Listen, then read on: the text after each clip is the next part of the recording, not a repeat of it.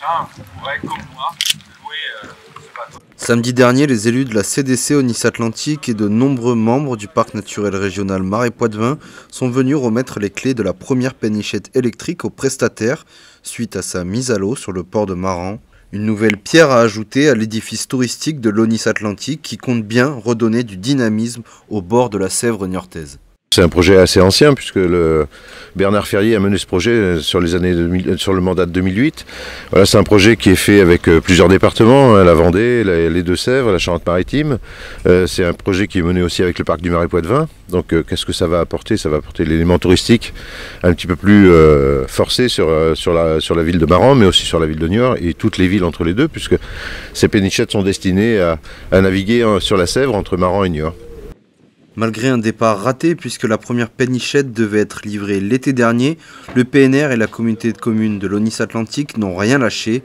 Au contraire, avec ce projet de maison flottante écologique, les collectivités territoriales du Marais Poitevin ont souhaité relancer la navigation touristique sur la Sèvre niortaise entre Niort et Maran, et cela de manière plus responsable. Pourquoi? Cette embarcation est 100% électrique, alimentée par des panneaux photovoltaïques. Elle permettra à ses locataires d'être en totale autonomie. Un bateau d'une quinzaine de mètres de long qui pourrait bien révolutionner le tourisme fluvial.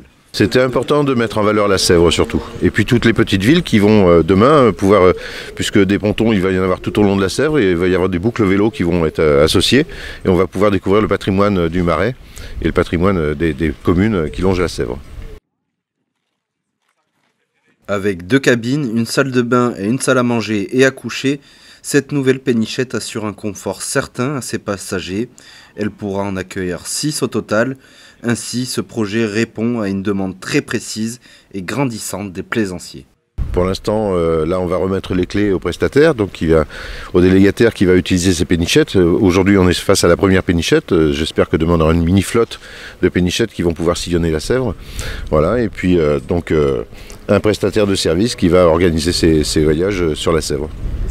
Repoussé, redimensionné puis freiné par la crise sanitaire, ce projet de pénichette électrique a finalement vu le jour la semaine dernière grâce à la société de fabrication de bateaux Naviwatt et les différents partenaires tels que les départements des Deux-Sèvres, de la Vendée ou encore de la Charente-Maritime.